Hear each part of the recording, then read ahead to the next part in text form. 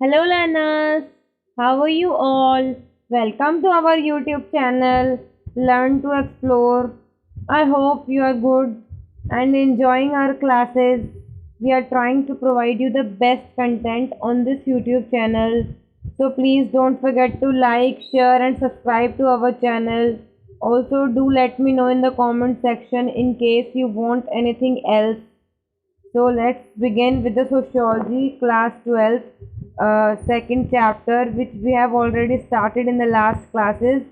So guys, to get the more quality content and more videos on more subjects, more content, please do like, share and subscribe to our YouTube channel and also hit the bell icon to get the latest update. So let's take a quick revision first what we have already done in the last class. Let's begin. Let's begin with the definition of demography. The chapter 2 of Indian sociology is the demographic structure of Indian society. Demography is the systematic study of a population of a country, area, community, etc. It studies the trend and processes associated with population, including changes in population size, patterns of birth, death, migration, etc. So this is the definition of demography, what is included in the demographic studies. Guys, to see the full explanation of this, kindly go back to the playlist. I have provided you link in the description below and see the previous videos of this chapter. I will suggest you to watch the previous videos first, then come to this video. It will increase your understanding and help you to learn better. So we have done this, but we are revising it to make the connections. So we have done the two types of demography. First is formal demography, which talks about the statistical analysis of population and includes the number of males, females, youth, working population, rural, urban, etc. Whereas social demography counts for birth rate, death rate, migration, etc. Also, we have done that demographic data are important for planning and implementation of state policies, especially for economic development and public welfare. Social statistics are the one which provides justification for the new discipline of sociology. Sorry, aggregate statistics or the numerical characteristics that refers to a large collectivity consisting of millions of people offer a concrete and strong argument for the existence of social phenomena. So this is why aggregate statistics or social statistics are important for us while studying the sociology.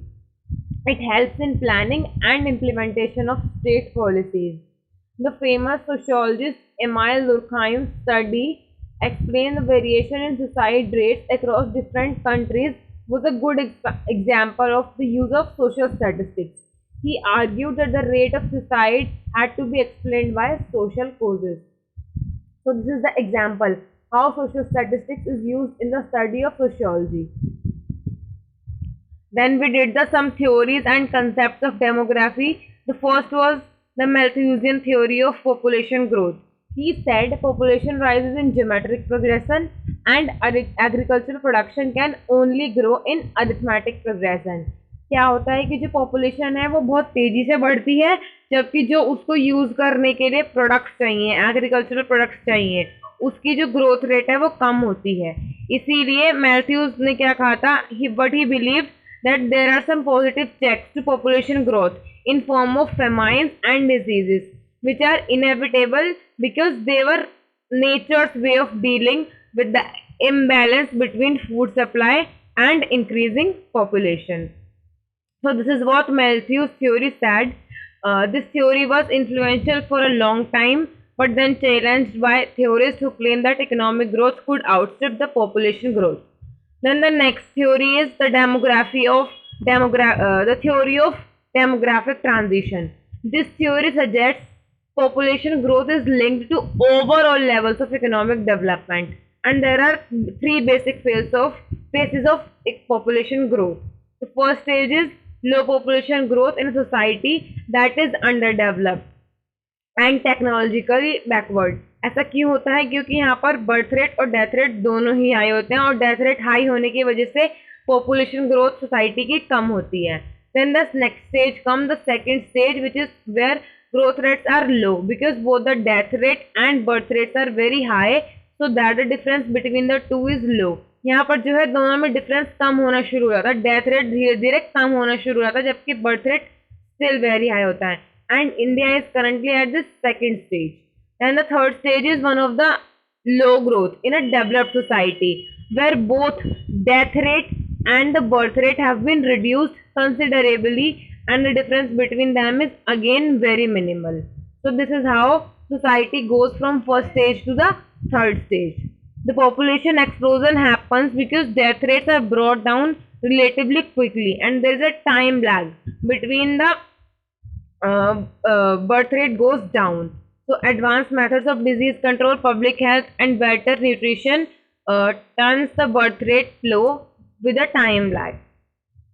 Okay, so then what we did, we did the some definitions which are very basic, some concepts like definition of birth rate, death rate, total fertility rate, maternal mortality rate, life expectancy। So guys, this is all theory, and I hope you can read these definitions, or if you want the explanation, please watch the previous videos। Also guys, I would suggest you to read the notes carefully. I have made these notes from your NCERT books and put it everything important in the point format, so that it is easy to retain and to learn, to understand, and to gain more marks in the exam। So let's moving forward। Size and growth of India's population। As on date, India is the second most populous country in the world after China। तो यहाँ पर हमने कुछ data study किया था कि how India population changed with the times। So we have already did this, and I hope you can see you have already watched the previous videos, I am assuming it। Let's moving forward। Then we did some steps taken by government like the MG Narega Act, declining birth and fertility rate due to increased level of prosperity, and other government policies are helping to increase the employment level in the country। Then we studied about the age structure of India's population। As of now, India has a very young population as an advantage of demography। India has a demographic dividend uh, with fertility rates. There are the wide regional variations in the age structure as well. While a state like Kerala is the beginning to acquire an age structure like that of developed country, whereas on the other hand, UP presents a very different picture with high proportions in the younger age groups, and India as a whole is somewhere in the middle because it includes both states like Uttar Pradesh and Kerala also। So guys, we have already done this in the previous classes. Please go back, please click on the link given in the description below for the playlist and watch the previous chapters and then come to this। Okay, we have done that how India's demographic dividend can turn into a demographic disaster if the working age population is not provided with the proper opportunities to work, education level, skills, etc। So it is very important for new entrants to the labor force to get them education and increase the productivity for the whole of the country। Then the declining sex ratio in India is the problem, and there are many reasons for the declining sex ratio। Guys, also you can download these notes from Telegram channel. Link is also given in the description below। So let's moving forward।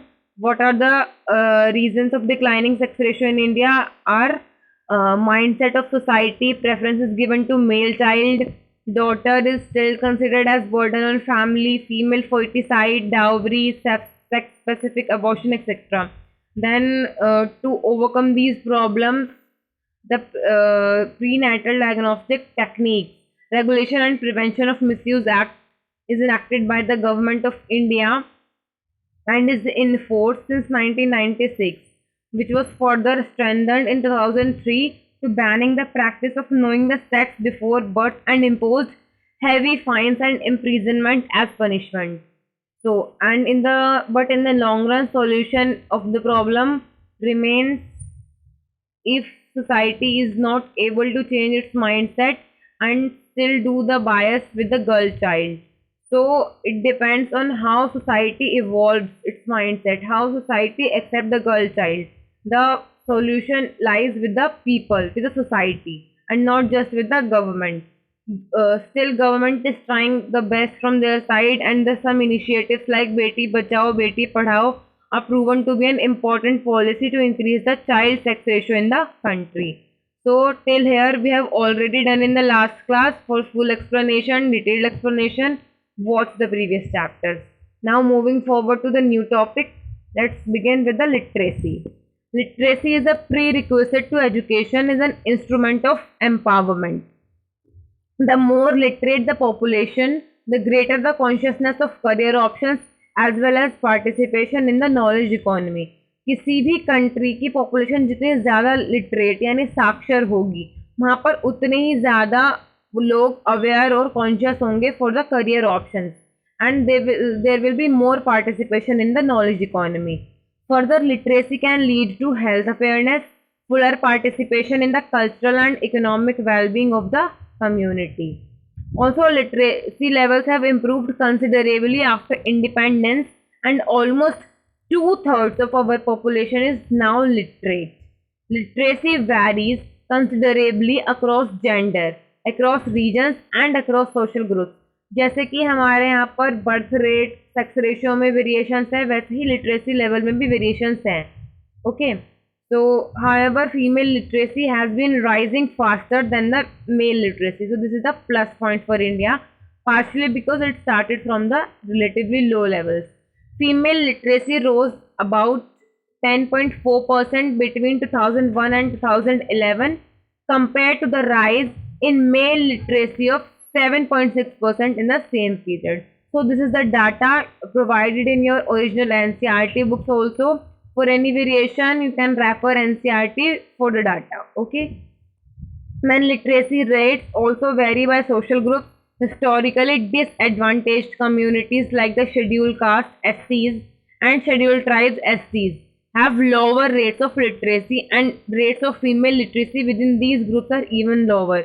क्योंकि starting में जो है India में caste based discrimination था, there was discrimination, there was hierarchy of groups, so some groups are restricted to get proper education, to do some work, and they are restricted to get education, so they are not literate enough even now today as compared to the other groups of society. There are also regional variations which are very wide, with states like Kerala approaching universal literacy. States like Bihar are lagging far behind. These inequalities in literacy rate are especially important because they tend to reproduce inequality across generations. तो ये जो literacy है, ये एक vicious cycle create कर लेती है, जिसकी वजह से इनइक्वालिटी अक्रॉस जनरेशन इंक्रीज होती जाती है. So our prime motive is to literate more of the people. So there are rural urban differences also. The vast majority of population of India has always lived in the rural areas, and that continues to be true. अभी भी ये सच है कि ज़्यादातर population India की rural areas में रहती है. Rural India is the real India. According to census of India 2011, still more people are living in rural areas, but the population of urban areas has increased immensely. Now 68.8% population lives in rural areas, while 31.2% people live in urban areas. So this is the data provided by the census of 2011, which is the latest census, क्योंकि 21 वाली census is still not begin due to this pandemic. Mass media and communication channels are now bringing images of urban lifestyles and patterns of consumption into the rural areas. Mass media के आने से क्या हुआ है कि जो urban lifestyle है उसका इम्पैक्ट रूरल एरियाज में भी पड़ने लगा है. Consequently, urban norms and standards are becoming well known even in the remote villages, creating new desires and aspirations for consumption. Due to mass media, people in rural areas have also started feeling the new desires. They are also getting the aspirations for consumption. They want more things like the urban. Mass transit and mass communication are bridging the gap between the rural and urban areas. So the mass media is helping in bridging the gap between the two. The rapid growth in urbanization shows that town or city has been acting as a magnet for the rural population. जो rapid growth हो रही है, the growth in urbanization is showing that magnet for the rural population is moving towards the urban. Those who cannot find work or sufficient work in rural areas go to city in search for work. This flow to rural to urban migration has accelerated by the continuous decline of common property resources like ponds, forests, and grazing lands. Due to decline in these resources, people are more attracted towards urban areas. The common resources enabled poor people to survive in villages, although they owned very little or no land. But now these resources have been turned into private property. So people are rural areas are kind of pushing themselves to go to urban areas. So this is a push factor. Sometimes the city may also be preferred for social reasons, such as relative anonymity it offers. The fact that urban life involves interaction with strangers can be advantage for different reasons. For the socially oppressed groups like the SCs and STs, this may offer some partial protection from the daily humiliation they may suffer in the village where everyone knows their caste identity. क्योंकि rural areas are very are in rural areas people live the village, the whole village is like a family, so they the most people know each other.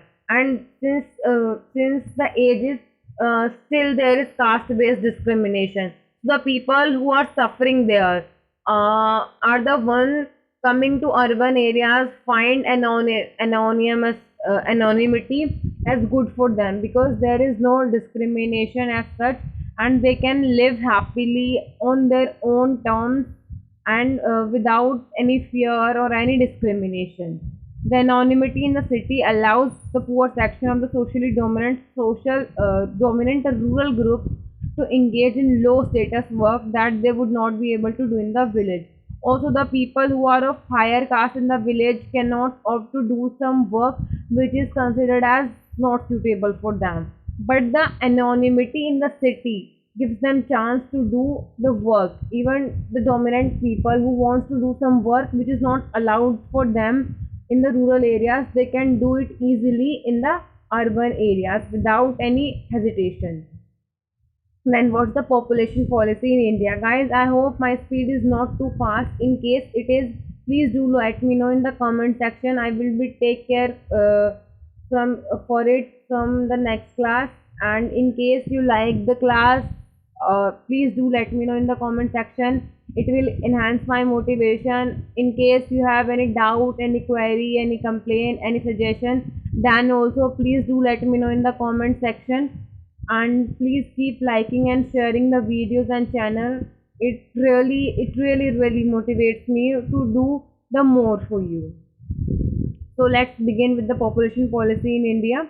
Population dynamics is an important matter, and that it crucially affects the development prospects of a nation as well as the health and well-being of its people. Population dynamics बहुत ही important है for any country. This is particularly true of developing countries who have to face special challenges in this regard. It is hardly surprising, therefore, that India has had an official population policy for more than a half century. In fact, India was perhaps the first country to explicitly announce such a policy in 1952. India is the first to be a country in the world to announce population policy as such a policy.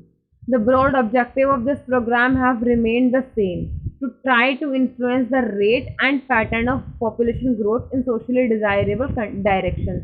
So, what is the objective of this population policy? Is to influence the rate and pattern of population growth in socially desirable directions.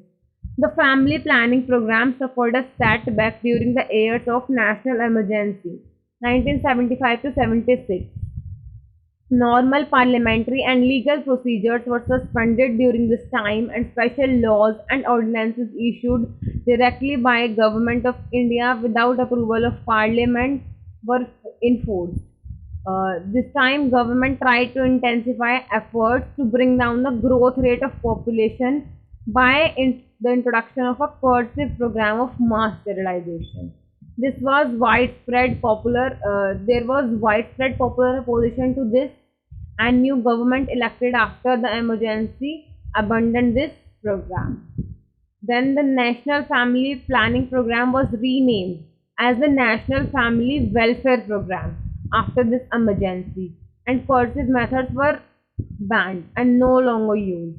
This program now has a broad based set of social demographic objectives, and the new set of guidelines were formulated as part of the National Population Policy of the year 2000. In 2017, Government of India came out with National Health Policy 2017, in which most of these socio-demographic goals were incorporated with new targets. So guys, this is the currently policy. Now at present we have National Health Policy 2017, which have socio-demographic goals incorporated within it. The history of India's National Family Welfare Program teaches us that while the state can do a lot to try and create conditions for demographic change, but the most demographic variables, especially those related to human fertility, are ultimately matters of economic and cultural change. So, guys, this is all about the family planning policies in India, population policies, and here the chapter second ends of your sociology class 12th book. In case you have any doubt in chapter first or in chapter second, or you want anything me to repeat, and if you feel anything important I have missed out, please do let me know in the comment section. I will make a separate video for you people on that topic. And in case you have also subject economics, you can refer to that videos also. Please share it with your friends, and I hope I'm able to convey the message and help you in your studies. So please like, share, and subscribe to our channel. From here we will continue in the next class with the new chapter. Till then, keep revising, stay tuned. Thank you, stay safe. Thank you.